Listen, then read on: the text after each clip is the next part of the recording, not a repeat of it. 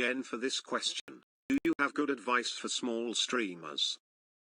I don't want to demotivate small streamers because the killer of creativity, if you will, is demotivation.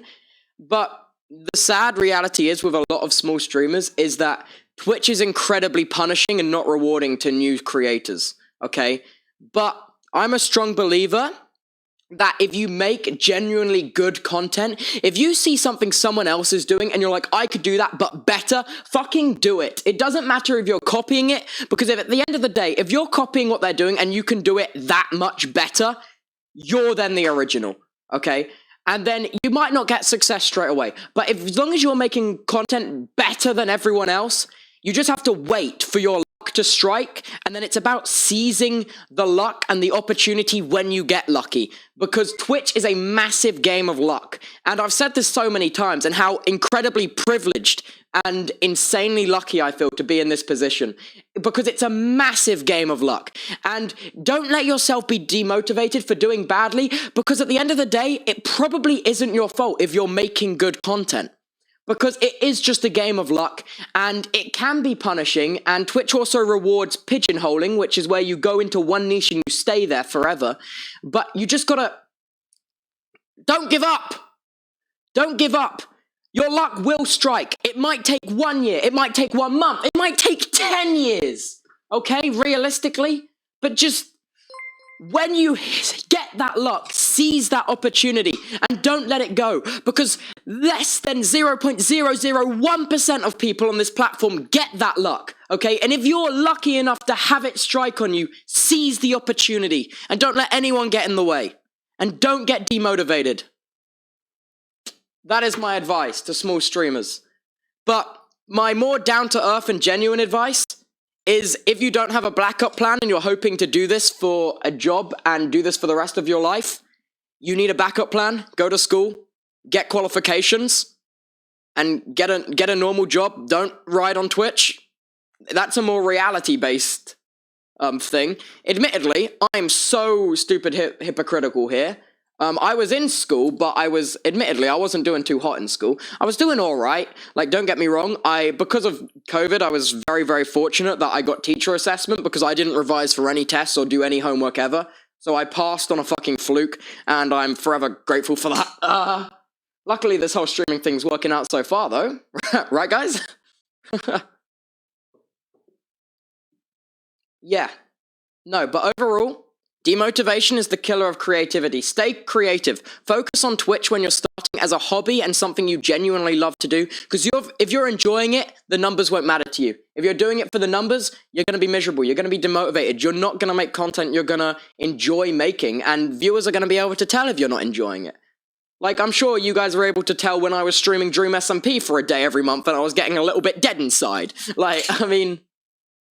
yeah, but the most important thing is, Twitch is a luck game. But what separates the few from the lot that get lucky is only few people will be able to take advantage of how lucky they've got and realize immediately how lucky they've got and not waste that amazing opportunity. And that's what you gotta realize. But if you genuinely want to grow on Twitch more organically and systematically, I recommend starting on TikTok or making generally good YouTube videos. There's TikTok's quite rewarding to new creators. YouTube rewards genuinely good content, I feel. If you make something good, and if you study thumbnail clickability, thumbnails are something quite a lot of people when they're starting YouTube, I feel, overlook. Thumbnails are so important. And also so are titles, and the general idea on the concept of your content as well. Like, spend a lot of time coming up with a wonderful idea, have a vision for how you want to thumbnail it, and then make that video the best you possibly can. But I would do a lot of, like, looking into, if you want to really get into the nitty-gritty about YouTube thumbnails and stuff, I did media studies GCSE at school, and it talked a lot about color theory in traditional media, and admittedly, a lot of it was fucking bullshit. That was just not useful whatsoever. But the bits that really stuck was more on the photography side of things and composition of frame. That was really, really useful. So looking at the composition of thumbnails and looking at this is the main subject of the frame, these colors will stand out more to people. And then also if you made a thumbnail, shrink it down a little bit or inspect element it onto YouTube so you can see how it looks and fares against all the other thumbnails. Yeah, but I would, like, when you want to make a thumbnail, you want to balance out the colors, I feel, or you want to have the colors unbalanced, but in an eye-drawing way. And if in the more, like, old-style YouTube, you can use drop shadows if you want things to stand out in frame. I don't tend to use them very much, but drop shadows, they're a good, easy way to do it to begin with, to draw attention.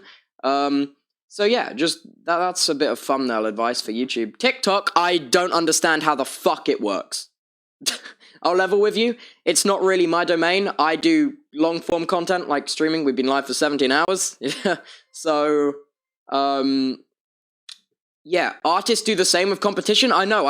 A-level and GCSE art would really, really help. The algorithm is just luck. I don't think the algorithm's luck on TikTok. I think TikTok very much rewards just having humor, because when you watch TikTok, you're not really good. If you're scrolling through, when you're scrolling through TikTok, you're not really thinking, that was a really good video I just watched on TikTok. You're thinking like, oh yeah, that was something to kill a bit of time. As long as you're making something that can kill a bit of time on TikTok and captivate someone for like 10 seconds, that's all you really need, I feel. Is editing important? For YouTube videos, 100%. The more effort you put into the YouTube video is only going to pay off. I'm a strong believer in quality over quantity. That's literally my approach for everything. It's my approach for Tubnet. It's my approach for streaming. Well, obviously, I mean, we've been live for 17 hours. I'm not really sure how the quality is here. It's my approach for YouTube. Editing on TikTok, I don't think you need to do the whole subtitles and all of that. I think if you want it to feel a little bit more produced, yeah, you can. But you don't want it to feel like brand content, like something a brand has made. Because, like, I'm totally honest, no one really enjoys watching brand content, do they? Unless it's on, like, a traditional TV network. Like, if you're watching a TikTok and it's by a brand and it feels like brand content, you're just gonna be like, well, this is just a fucking ad. You know what I mean? Like,